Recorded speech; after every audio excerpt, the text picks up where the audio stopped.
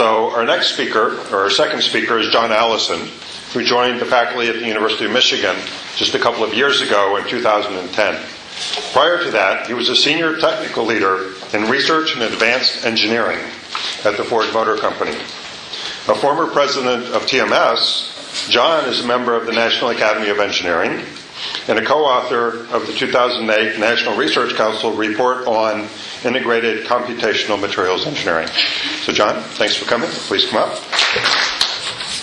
Well, thank you, Kevin, and my thanks to TMS and MRS and Representative Holtgren for hosting this. It's a real treat to be here talking about a topic that's very near and dear to my heart, this issue of integrated computational engineering, what I think is the next big thing in materials. And I should probably expand that but to actually say the next big thing in materials and manufacturing and design, because it has the potential for impacting all of those spheres.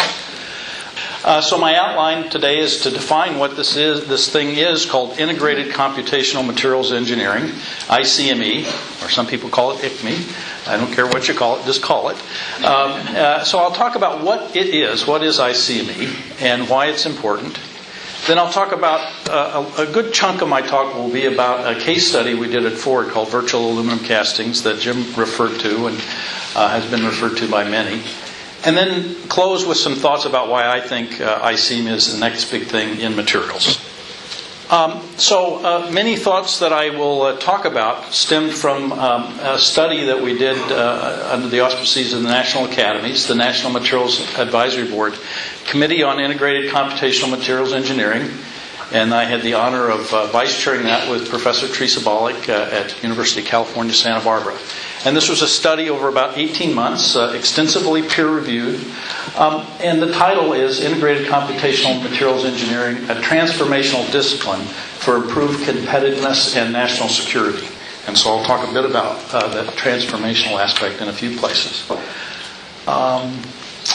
So the vision that this panel put forward was that computationally driven materials development would be a core activity of materials professions in the upcoming decades, uniting materials science with materials engineering, and integrating materials more holistically and computationally with product development.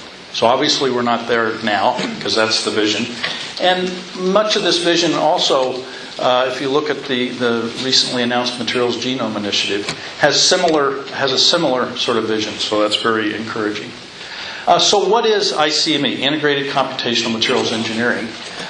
This panel defined it as the integration of materials information, that can be models, experimental data, so forth, theory, captured in computational tools, with engineering product performance analysis and manufacturing process simulation.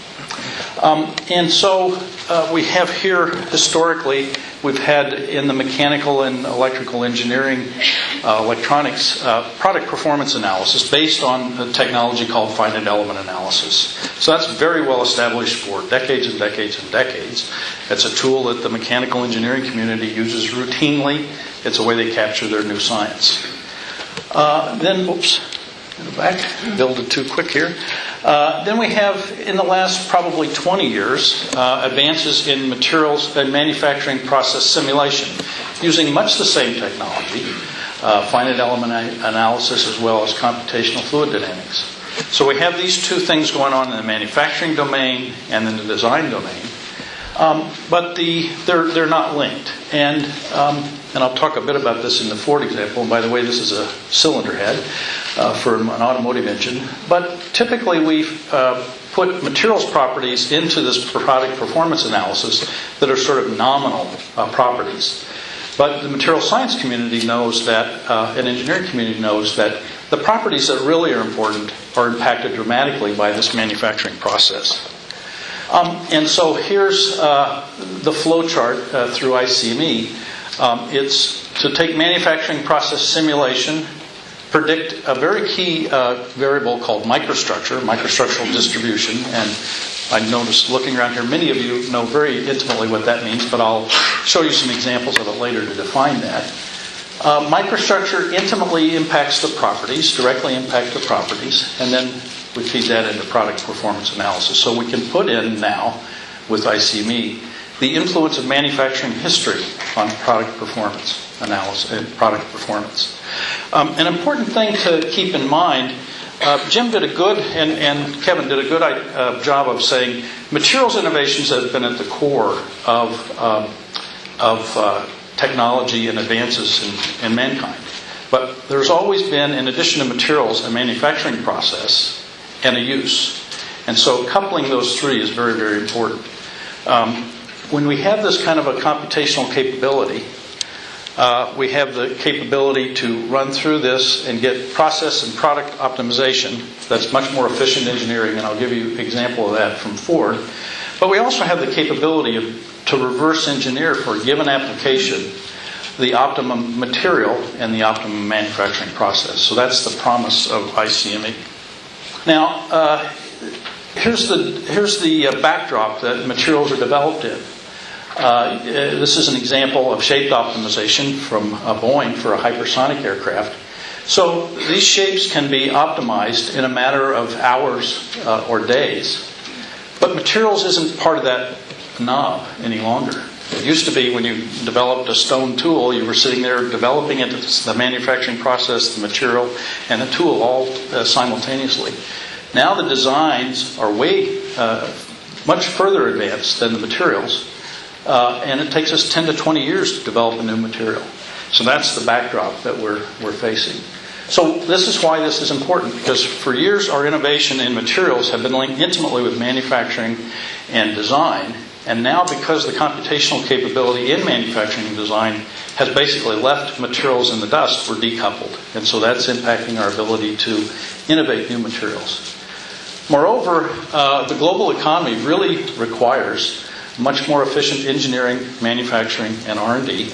As I'll give you an example, ICME, and Jim gave you some examples, ICME has a strong role to play in becoming more efficient at our engineering, manufacturing, and R&D. The other context is the divide between material science and materials engineering. So we have great scientific tools, and Jim talked about those. We can do amazing things computationally and theoretically. But we graduate students, and we hand them a textbook and a metals, in this case a metals handbook or Google, and they don't have ready access to a computational tool to design new materials, to engineer with new materials. Unlike the counterparts in mechanical engineering who have finite element analysis, or in manufacturing who have FEA or computational fluid dynamics that have ready access to the most recent computational and scientific developments. So this is a divide that we have, and it impacts our ability to innovate. So ICME provides a means to link science and engineering. A little bit different science, because now we think more about what I like to call use-inspired science, not discovery-inspired science. Manufacturing, materials, and design. Experiments, theory, and simulation. Experiments are very, very important to this whole process. And information across disciplines. So now, and this is why this could also be transformational, because we can now communicate computationally if we had a robust ecosystem, as the Genome Initiative talks about, for linking the materials community together, but also with our counterparts in manufacturing and design. So now I'll talk about our example at Ford. I had the honor of working many years with a very talented team to develop this tool we called Ford Virtual Aluminum Castings, or from atoms to engines, sometimes we called it. So, circa 1985, this is the way we did design. As I mentioned, we have this finite element analysis. So this is a mesh of a cylinder head and a block. Put that together. We put loads inputs on it. Our material properties are basically, as I said, the average material properties that the designer might think would be appropriate for that part. And we design the perfect part. About 1995, at least at Ford, the computational tools for manufacturing analysis, for casting analysis, were well enough developed that we started using those substantially. So the engineer would design the perfect part using average material properties. Then the casting analysis team would see if it could be cast. And then we get into this iteration to build test, rebuild, and retest, because we wouldn't understand the impact of this manufacturing process on the design until after it was fabricated. And so the concept around virtual aluminum castings,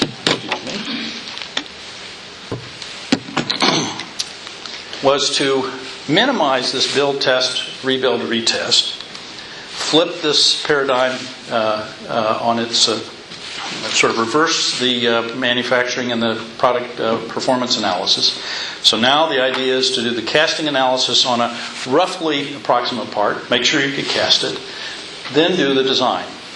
Well, at that point, several of our product engineering folks said, well, can you predict, instead of the average properties, the influence of casting properties on cut properties, because they knew it had an impact.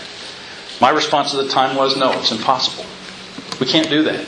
It's much too complicated. We don't have enough information. We don't have the models, etc. We can never do that. But we took the challenge on at Ford and learned over a course of 3 or 4 years that it was possible to do this. And again, coming back to casting analysis to predict this thing called microstructure, its influence on properties, and then put that into product performance analysis.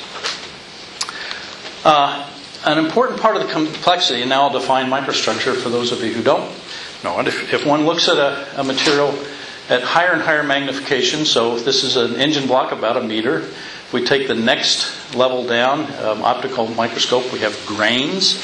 So that's a very important thing. If we go to the next level of scanning electron microscopy at higher magnification, we see things called dendrites. If we come to the next higher level of magnification in a transmission electron microscope, we see platelets that are nano-sized, that are strengthening mechanisms. Then we can use high-resolution microscopy or atom probe tomography to look at the interface, and then we can do calculations on the atomistic interactions. So this is sort of the lay of the land from a material scientist's perspective. It's not just down here at the atomistic, which many people think of materials as just the atomistic or the molecules. There's all these layers in between that really dramatically influence properties. They're all influences by the manufacturing history, and they're three-dimensional in nature. So I show here a 2D picture, but they're also three-dimensional nature. And so I'll give a shout-out here to ONR and Dr. Julie Crispolodolu, who's really done a lot of work, funded a lot of work in understanding and advancing our knowledge in 3D microstructures. So this is kind of the complexity. We have to understand the influence of manufacturing history alloying on every level here. So this is why I said at the outset it's impossible. That's one reason. The next issue is that we have in our field, we talk about the influence of processing on microstructure and properties, so these linkages. So here's our microstructures, here's the properties, here's the manufacturing processes, casting and heat treatment. Thermodynamics is very, very important. Well, historically, we have experts in this region. We have experts in casting. We have experts in microstructural evolution. We have experts in properties. But we have no way of communicating with each other. So we have Greg Rohr. I saw him somewhere here. I don't know, from Carnegie Mellon. He's an expert at grain boundaries. One of the world's expert in grain boundaries. I know a good bit about fatigue. I know grain boundaries are important. But I don't have an ecosystem, if you will, an infrastructure for communicating and transferring information back and forth. So at Ford, we had to amass a team that knew all this. And so it was about 15 people plus 5-6 universities around the world to amass all this information. But we spent as much time as anything thinking about the linkages between these different boxes. And that was unique, because when you do that, you understand what you don't know to pass off quantitatively to the next layer. In addition, we had 4 properties that were important to us: high cycle fatigue, low cycle fatigue, strength, and thermal growth. So we had to also think about the balance of that. But this ICME tool, virtual aluminum casting, gave a way to do that quantitatively, because as you impact one property, another property is also impacted. But if you do this computationally, then you have a way to conduct quantitative trade-offs.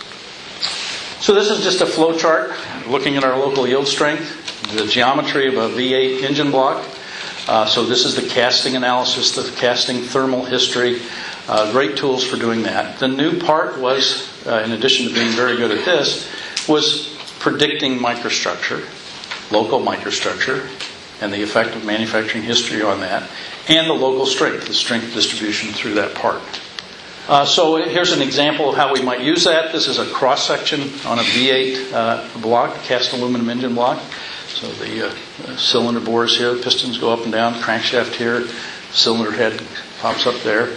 So this is looking at the strength distribution around that cylinder block, the predicted strength distribution. So if we look in this region, we note that right there where the bolts connect to the connecting rod to the cylinder head, the strength is 210 MPa. Well, the designer needed 230 MPa. That's what he designed for. So traditionally, we would have discovered this by making a mold, casting a part, taking a piece out of the sample, testing it, and we said, uh-oh, now what do? We're 6 months before job one. We've got to go back and recreate, change something, do something, so we're scurrying around. With this virtual aluminum casting technology, we have a way to know that a priori. And so this was a block for the Ford GT engine, and we knew this before we'd ever even thought about making a mold, that this was going to be a problem. In this case, we could do a simple heat treat change and calculate the result. So not only could we get the appropriate strength, but we could change from a 5-hour heat treatment to a 3-hour heat treatment, save us a few bucks an engine. Similar flow chart here for local fatigue prediction. Again, filling analysis, thermal analysis. Now the key microstructural feature was something called porosity. And then we had models that we could predict porosity and then predict quantitatively its impact on local fatigue strength. So an example of how we use that, we were using this process, low pressure casting, which Ford was convinced was the optimum process for a cylinder head for many years. And a supplier came in and said, well, I can save you a few bucks if you use this gravity casting approach. Now, traditionally, we would have either said no, or we would have said, well, that's going to take us 2 or 3 years to make that product change, because we had to test it. The critical region here was a region you couldn't take samples out of and measure. You had to do engine tests, and that can take several years, and it's very expensive. Well, now we had a tool that we could quickly analyze that proposed casting process. We actually discovered that the properties increased in the critical region. So by then, we'd done enough verification of our models that the product engineering community said, right, we believe you, so we're going to use this. And within 6 months, we made that change. So we did testing, but we did dramatically reduce testing in that instance. And then finally, we can use this local fatigue properties and coupled with something called local residual stresses.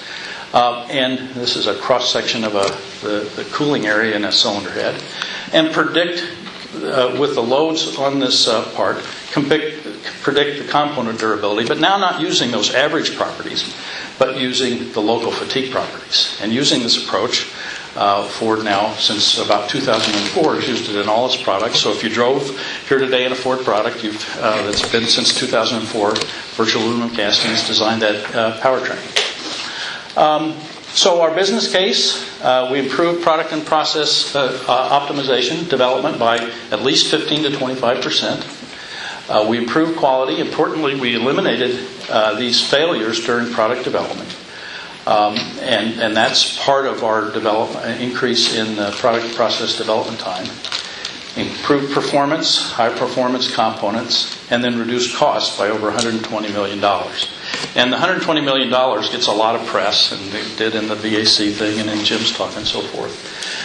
And that's important. But really for us, it was more important to have it used globally. So the best science that we could buy, this cost us about $15 million over that period of time, was used globally by Ford product engineers and manufacturing, North America, Europe, China, Australia, and in Japan. And so they used it in a common way and in a consistent way. So now getting back to our ICME case studies from the ICME report. As Jim said, early implementations were successful, and those were all listed in his talk. The benefits have included rapid product development, reduced testing costs, and more efficient engineering. Return on investments were typically in the range of 3 to 1 to 9 to 1. And typical investments were in the range of $5 to $20 million, with the exception of the ASCII program that had to do with the nuclear stockpile, which was in the 140 million. So that sort of skews the average. One of the conclusions of this group is that ICME is in its embryonic stage. It's real, but it's embryonic. But for it to succeed, it must be embraced as a discipline by the materials profession. As much about ICME and its transformational potential is more cultural than it is technological. As we talked about, materials represent a different class of computational problems. There's no single mechanism. There are a multitude of physical phenomena, so we don't have an overarching modeling approach. We have to capture the essence of a material at all length scales. And there are over 160,000 engineering materials. So we have to do this to achieve the transformational capability of ICME for a lot of materials. And you might estimate how many material scientists there are in the world. It's probably something on the order of 600,000, I believe, in this TMS letter. So that's maybe 5 of us to 1 material if we all joined and worked on that together. So a couple of points I wanted to make from our ICME study. We suggested an approach to this cultural problem and organizing ourselves called the foundational engineering problem.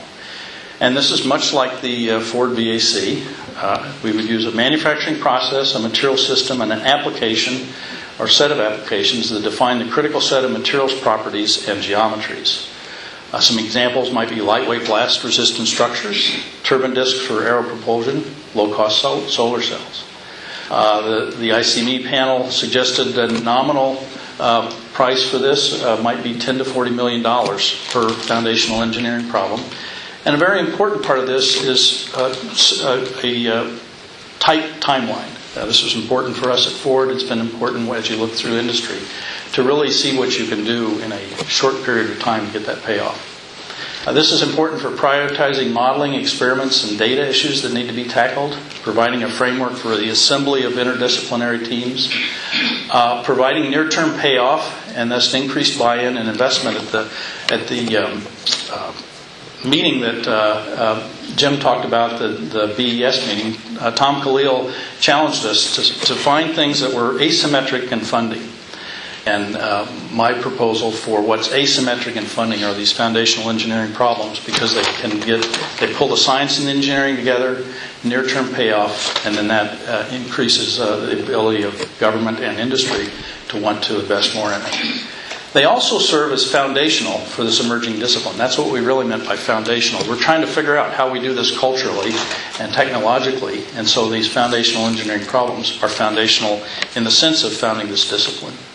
Another very important element that came from the ICME panel was to fully reach its potential. ICME requires advances in networking, computing, and software.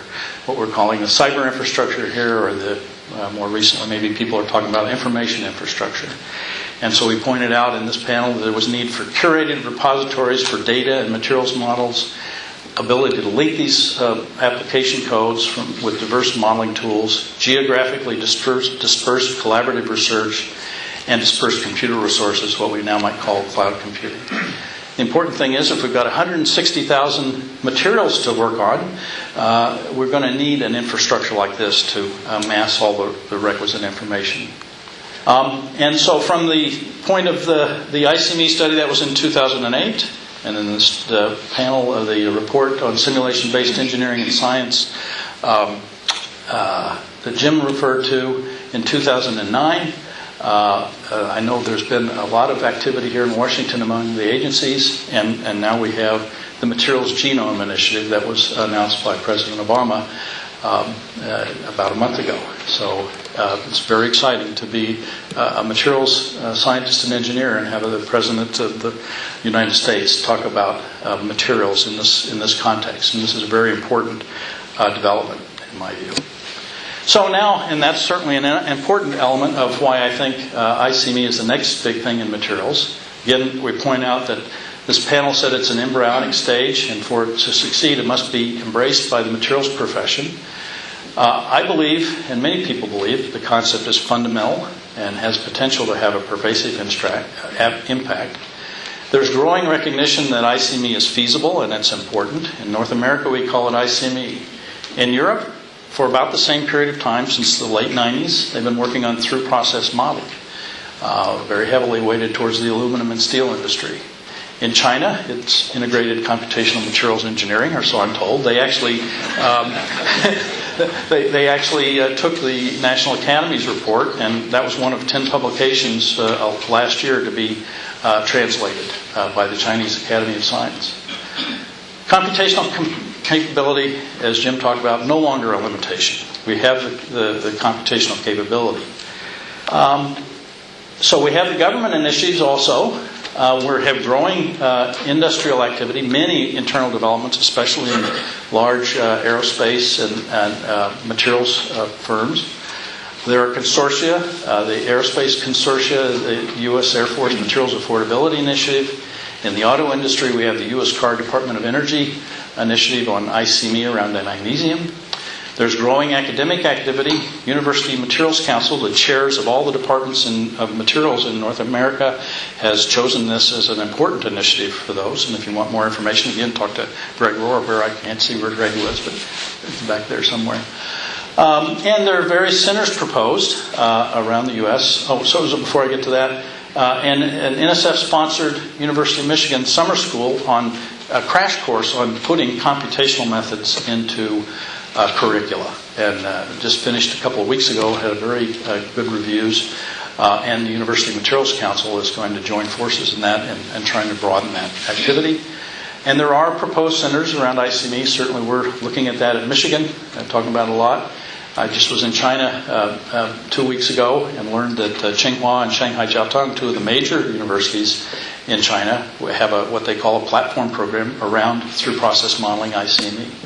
And there's growing professional society interest, certainly TMS and MRS in this event, but as well ASM, ASME, AIAA, and TMS we held the first World ICME Congress a month ago and had about 220 people. So these are the reasons I see ICME as the next big thing in materials. I think we're at a tipping point, and what is going to help tip us over this to a real discipline is, first of all, we need to broaden the involvement of the materials community. Right now, much of this is in companies, large companies, with very focused teams. But to really see the fruits of this and make it transformational, we have to figure out mechanisms, again, culturally, for broadening the involvement. Again, an improved mix of science that is use-inspired versus discovery-inspired.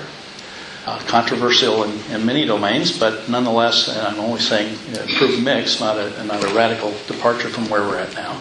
This is my industry hat speaking.